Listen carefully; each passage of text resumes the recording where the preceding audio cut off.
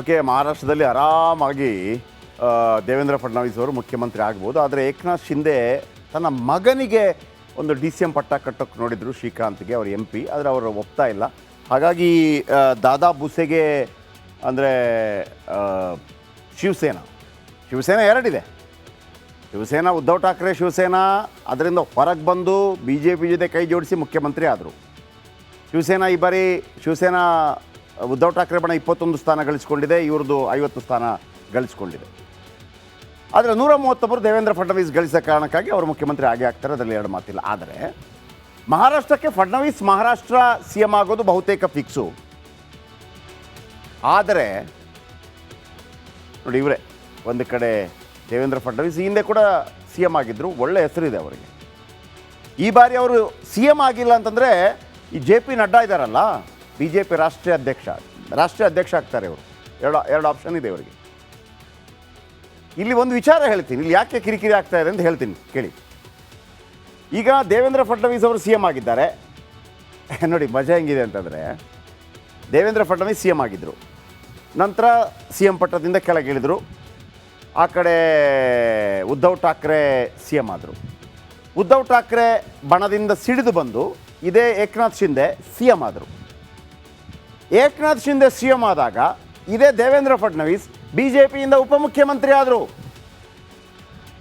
ಈಗ ದೇವೇಂದ್ರ ಫಡ್ನವೀಸ್ CM ಆಗ್ತಾ ಇದ್ದಾರೆ, ಅವರು ಉಪಮುಖ್ಯಮಂತ್ರಿ ಆಗೋದಕ್ಕೆ ಏನೋ ಅವರ ರಾಜಕೀಯ ನಿಲುವು ಗುಡ್. ನಿಜವಾಗಿ ಒಬ್ಬ ಮುಖ್ಯಮಂತ್ರಿ ಆದವ ಮತ್ತೆ ಉಪಮುಖ್ಯಮಂತ್ರಿ ಆಗಬಾರ್ದು, ಮತ್ತೆ ಮಂತ್ರಿ ಆಗಬಾರ್ದು.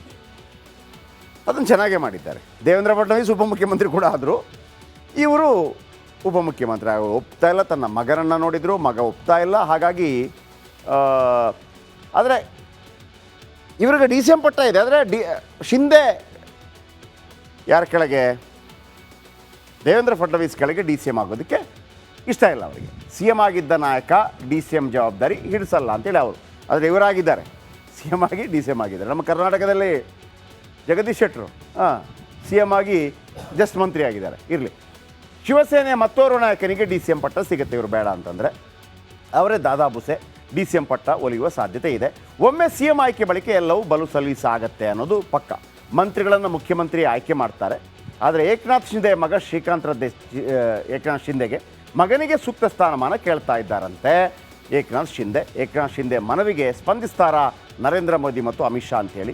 ನೋಡಿ, ಅಲ್ಲಿ 288 ಸ್ಥಾನ ಇರೋದು, ಅಲ್ಲಿ ಒಟ್ಟು 43 ಜನರಿಗೆ ಮಂತ್ರಿ ಆಗ್ಬೋದು. ಕರ್ನಾಟಕದಲ್ಲಿ 224, 15%. 224ರ 15% ಅಂದರೆ 224, ಅದರ 10% ಎಷ್ಟು? 22. 22ರ ಅರ್ಧ ಎಷ್ಟು? 11. 22 + 11 ಎಷ್ಟು? 33. ಆ ಥರ ಲೆಕ್ಕಾಚಾರ. ಅಲ್ಲಿ 288, ಒಟ್ಟು 43 ಜನ ಬರ್ತಾರೆ. ಆದರೆ ಇದಕ್ಕಿಂತ ಹೆಚ್ಚಾಗಿ ತಲೆನೋವಾಗಿರೋದೇನು ಗೊತ್ತಾ ಹೇಳ? ಒಂದು ಒಳಗಿನ ಪಾಯಿಂಟ್ ಹೇಳ ಏನು ಅಂತಂದ್ಬಿಟ್ಟು ನೋಡಿ. ದೇವೇಂದ್ರ ಫಡ್ನವೀಸ್ ಬ್ರಾಹ್ಮಣ, ಓಕೆ. ಏಕನಾಥ್ ಶಿಂದೆ ಮರಾಠ. ಶಿವಸೇನೆ ಮಹಾರಾಷ್ಟ್ರ, ಇಲ್ಲಿ ಮರಾಠ ಕಾವು ಜಾಸ್ತಿ.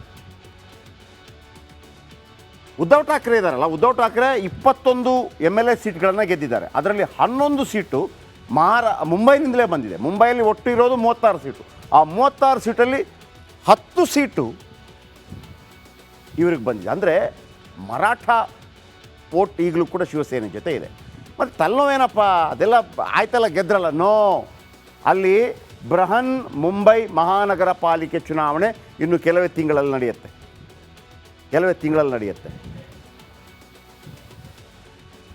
BJPಗೆ ಭಯ ಏನಪ್ಪ ಅಂತಂದರೆ, ಬೃಹನ್ ಮುಂಬೈ ಮಹಾನಗರ ಪಾಲಿಕೆ ಚುನಾವಣೆಯಲ್ಲಿ ಉದ್ಧವ್ ಠಾಕ್ರೆ, ಕಾಂಗ್ರೆಸ್ಸು ಇವರೆಲ್ಲ ಸೇರಿ ನೋಡಿದ್ರಾ, ಮರಾಠ ನಾಯಕರನ್ನು ಕೆಳಗಿಳಿಸಿ ಬ್ರಾಹ್ಮಣನನ್ನು ನೀವು ಮುಖ್ಯಮಂತ್ರಿ ಮಾಡಿದ್ರು ನೋಡಿದ್ರಾ BJP ಅಂತ. ಒಂದು ವೇಳೆ ಈ ವಿಚಾರವನ್ನು ಮುಂದಕ್ಕೆ ತಳ್ಳಿದರೆ ನೋಡಿ, ಉದ್ಧವ್ ಠಾಕ್ರೆ ಇದ್ದರು, ಮರಾಠ, ಅವರನ್ನು ಕೆಳಗಿಳಿಸಿದ್ರು ಮುಖ್ಯಮಂತ್ರಿ ಸ್ಥಾನದಿಂದ. ಏಕನಾಥ್ ಶಿಂದೆ ಮರಾಠ ಕೆಳಗಿಳಿಸ್ಬಿಟ್ಟು ಬ್ರಾಹ್ಮಣನನ್ನು ಮುಖ್ಯಮಂತ್ರಿ ಮಾಡಿದರು ಅನ್ನುವಂಥ ಆರೋಪಗಳನ್ನು ಮಾಡ್ತಾ ಹೋದರೆ, ಮರಾಠ ವೋಟ್ ಬ್ಯಾಂಕ್ ಮೇಲೆ ಪರಿಣಾಮ ಬೀರಿದರೆ, ಮುಂಬೈ ಮಹಾನಗರ ಪಾಲಿಕೆ ಸಿಗದೆ ಹೋದರೆ, ಯಾಕಂದರೆ ಮುಂಬೈ ಮಹಾನಗರ ಪಾಲಿಕೆ ನಮ್ಮ ಇಡೀ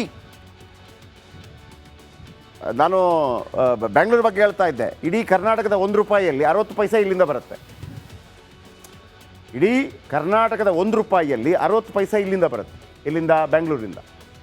ಈಗ ಭಾರತದ ₹1 35 ಪೈಸಾ ಮಹಾರಾಷ್ಟ್ರದಿಂದ ಬರುತ್ತೆ. ಅರ್ಥ ಆಯ್ತು? ಭಾರತದ 40% ಇಲ್ಲಿಂದಲೇ ಬರುತ್ತೆ. ಇಡೀ ಕರ್ನಾಟಕದಲ್ಲಿ 60%. ಇದು ಒಂದು ಸ್ಟೇಟ್ಗೆ ಸಂಬಂಧಪಟ್ಟ ಹಾಗೆ. ಯಾಕೆ BBMP ಬೃಹನ್ ಮುಂಬೈ ನಗರ ಪಾಲಿಕೆ ಇಂಪಾರ್ಟೆಂಟ್ ಅನ್ನೋದು ನಿಮ್ಗೆ ಗೊತ್ತಾಗಿರ್ಬೋದು. ಅಲ್ಲೊಂದು ಆಡಳಿತ ಬೇಕೇ ಬೇಕು. ಯಾಕೆಂದರೆ ನಮ್ಮ ವಾಣಿಜ್ಯ ನಗರಿ, ನಮ್ಮ ದುಡ್ಡಿನ ಕೇಂದ್ರ ಇರೋದೇ ಮಹಾರಾಷ್ಟ್ರ. ಹೈಯೆಸ್ಟ್ GST ಕಟ್ಟೋದೇ ಅವರು, ನಂಬರ್ 1. 40,000 ಕೋಟಿ ತಿಂಗಳಿಗೆ ಕಟ್ತಾರೆ. 40,000 ಕೋಟಿ. ನಾವು 2ನೇ ಸ್ಥಾನದಲ್ಲಿದ್ದೀವಿ. ನಾವು ಕಟ್ಟೋದು 11,000 ಕೋಟಿ. ಅರ್ಥ ಆಯ್ತಾ ಗ್ಯಾಪು? Okay, next.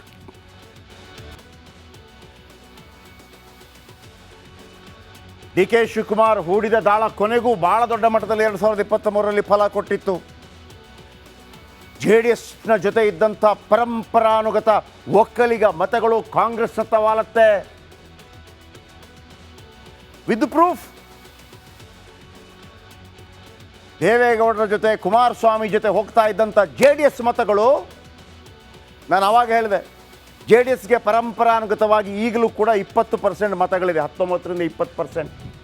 ಆದರೆ 2013ರ ಚುನಾವಣೆಯಲ್ಲಿ ಮತ್ತು 2013 ಮತ್ತು 2018ರ ಚುನಾವಣೆ ನೋಡಿದಾಗ 2013ರಲ್ಲಿ 19% ವೋಟ್ ಬಂದಿರುತ್ತೆ JDSಗೆ.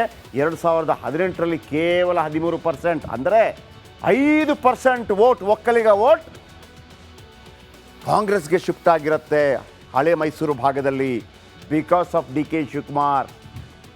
ಯಾಕಂದರೆ DK ಶಿವಕುಮಾರ್ ಮುಖ್ಯಮಂತ್ರಿ ಆಗ್ತಾರೆ ಅಂತೇಳಿ ಅಷ್ಟು ಮತ ಕಾಂಗ್ರೆಸ್ ಅಂತ ಸೆಳೆದಿದ್ದು ಇದೇ DK ಶಿವಕುಮಾರ್. BJPಯಿಂದ ಕಾಂಗ್ರೆಸ್ಗೆ ಹೋಗಿದ್ದು 0.35% ಮತ. ಅಲ್ಲಿಂದಲೂ ಹೋಗಿದೆ. ಅಲ್ಲಿಯ ಒಕ್ಕಲಿಗರು ಸ್ವಲ್ಪ ವೋಟ್ ಹಾಕಿದ್ದಾರೆ.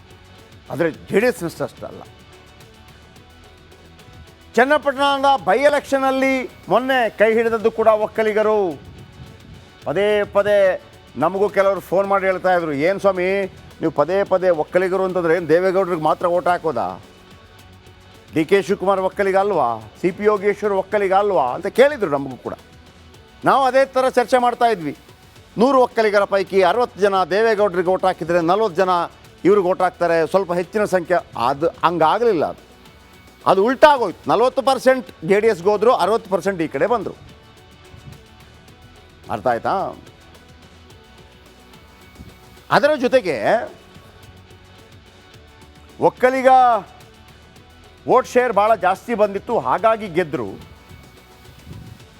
ಆದರೆ ಈಗ ಒಕ್ಕಲಿಗ ಸ್ವಾಮೀಜಿಗಳ ವಿರುದ್ಧ ಇಂಥ ಒಂದು FIR ಆದಾಗ ಶ್ರೀಗಳ ಬೆನ್ನಿಗೆ ನಿಲ್ಲಲಿಲ್ಲ DCM DK ಶಿವಕುಮಾರ್ ಅನ್ನುವಂಥ ಒಂದು ಮಾತುಕತೆಗಳು ಒಕ್ಕಲಿಗ ವಲಯದಲ್ಲಿ ಕೇಳಿ ಬರ್ತಾ ಇದೆ ಅಲ್ವಾ? 19% ಇದ್ದ ವೋಟನ್ನು 5% ಜನ DK ಶಿವಕುಮಾರ್ಗೆ ಓಟ್ ಹಾಕಿದ್ರು. ತಮ್ಮನ ಸೋಲಾಗಿದೆ ಅಂಥೇಳಿ CP ಯೋಗೇಶ್ವರ್ ಅವರನ್ನು ಗೆಲ್ಲಿಸಿದ್ರು. ಬಿಕಾಸ್ ಆಫ್ DK ಶಿವಕುಮಾರ್ ಮುಖ್ಯಮಂತ್ರಿ ಆಗ್ತಾರೆ ಅಂತಿತ್ತು. ಆದರೆ ಈಗ ಒಕ್ಕಲಿಗ ಸ್ವಾಮೀಜಿಗಳ ವಿರುದ್ಧ ಇಂಥ ಒಂದು ಹೇಳಿಕೆಗಳು ಬಂದಾಗ ಸಪೋರ್ಟ್ ಮಾಡಲಿಲ್ಲ. ಸ್ವಾಮೀಜಿ ಮಾಡಿದ್ದು ತಪ್ಪು ಅಂತ ಹೇಳಿದ್ದಾರೆ. ಆದರೆ ತಮ್ಮ ಹೇಳ್ತಾ ಇದ್ದಾರೆ ಕೇಸ್ ವಾಪಸ್ ತಗೊಳ್ಳಿ ಅಂಥೇಳಿ. ಹಳೇ ಕೇಸಿನ ಬಗ್ಗೆ ವ್ಯಾಖ್ಯಾನ ಮಾಡ್ತಾರೆ.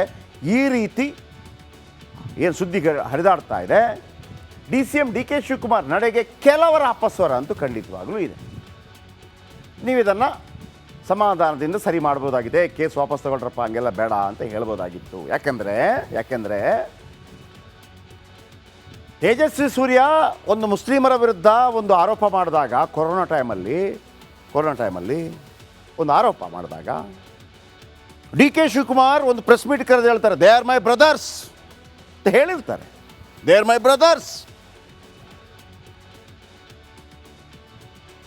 ಅದೇ ಥರ ಪಾಕಿಸ್ತಾನ್ ಜಿಂದಾಬಾದ್ ಅಂತ ಹೇಳುವಾಗ ಇದೇ ಕಾಂಗ್ರೆಸ್ ನಾಯಕರುಗಳು ಅದನ್ನು ಸಮರ್ಥನೆ ಮಾಡ್ಕೋತಾರೆ, ಇಲ್ಲ ಹಂಗೆ ಹೇಳಿಲ್ಲ ಅಂತೇಳಿ. ನಂತರ FSL ರಿಪೋರ್ಟ್ ಬರುತ್ತೆ, ಆ ಬಾಲಂಗೊಚ್ಚಿಗಳನ್ನು ಒಳಗಾಗ್ತಾರೆ. ಯಾವಾಗ ಅವರು ನನ್ನ ಬ್ರದರ್ಸ್ ಅಂತ ಹೇಳಿದಂಥ DK ಶಿವಕುಮಾರ್ ಅವರು ತನ್ನ ಜೊತೆ ನಿಂತಹ ಭಾಳ ದೊಡ್ಡ ಬಲಿಷ್ಠವಾದಂಥ ಒಕ್ಕಲಿಗ ಸಮುದಾಯದ ಪರವಾಗಿ ನಿಲ್ಲಬೇಕಾಗಿತ್ತು. ಅಟ್ಲೀಸ್ಟ್ DK ಸುರೇಶ್ ಹೇಳಿದ್ರಲ್ವಾ, ಇಲ್ಲ ನೋಡಿ ಒಂದು ಫೋರ್ಸಲ್ಲಿ ಏನೋ ಬಂದಿರುತ್ತೆ, ನಾನು ಹೇಳ್ತೀನಿ ಕೇಸ್ ವಾಪಸ್ ತಗೊಳ್ಳೋದಕ್ಕೆ, ಉದ್ದೇಶದಲ್ಲ ಅಂತ ಹೇಳಿ ಮಾಡಬಹುದಾಗಿತ್ತು. ಅದು ಬಿಟ್ಟು ಇಲ್ಲ ತಪ್ಪೇ ಅಂತ ಹೇಳಿದರು, ಹಾಗಿದ್ರೆ ನಾವೆಲ್ಲ ನಿಮಗೆ ಸಪೋರ್ಟ್ ಮಾಡಿದ್ದು ಇದಕ್ಕೇನಾ ಅನ್ನುವಂಥ ಜಿಜ್ಞಾಸೆ ಒಕ್ಕಲಿಗ ವಲಯದಲ್ಲಿ ಕೇಳಿ ಬಂದಿರೋದು